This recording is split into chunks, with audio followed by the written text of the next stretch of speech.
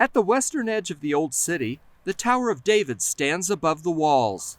16 years ago, archaeologists found a building while working on the Tower of David Museum. Records on its walls go back even before the time of Jesus and the Roman governor who sentenced him to the cross, Pontius Pilate. For years, experts suggested that Pilate handed down his death sentence from Antonia's fortress on the other side of the city, where the Roman soldiers were housed.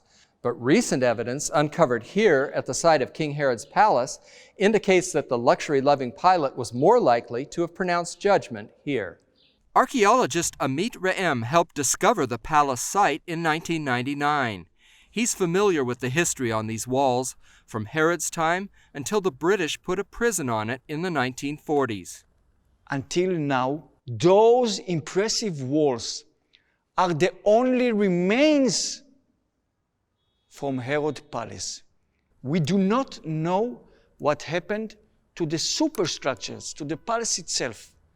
Maybe it was destroyed in the big revolt. Maybe it was destroyed by the Romans.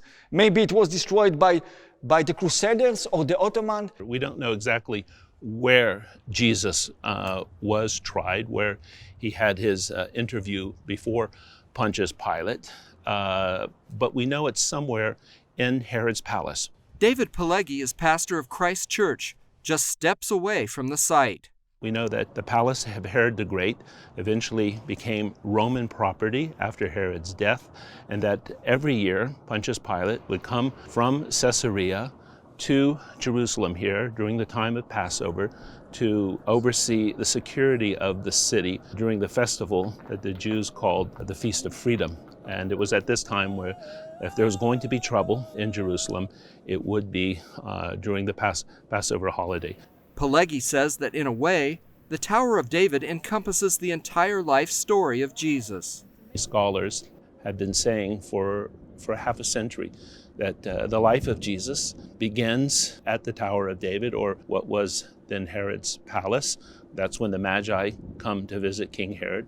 And his life ends basically when Pontius Pilate sentences him to death, pretty much in the same location. So there's some very interesting irony in this story. Israeli archaeologist Renee Sivan is still struck by its power and opulence, even though she helped begin the digging. Jerusalem is like an onion.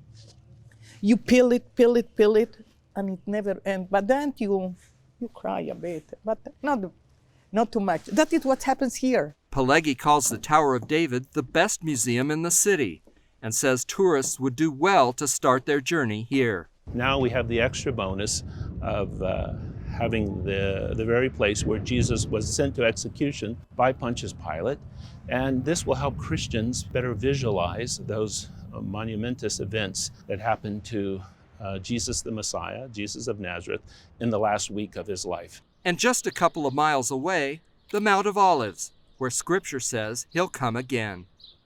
John Wagi, CBN News, Jerusalem.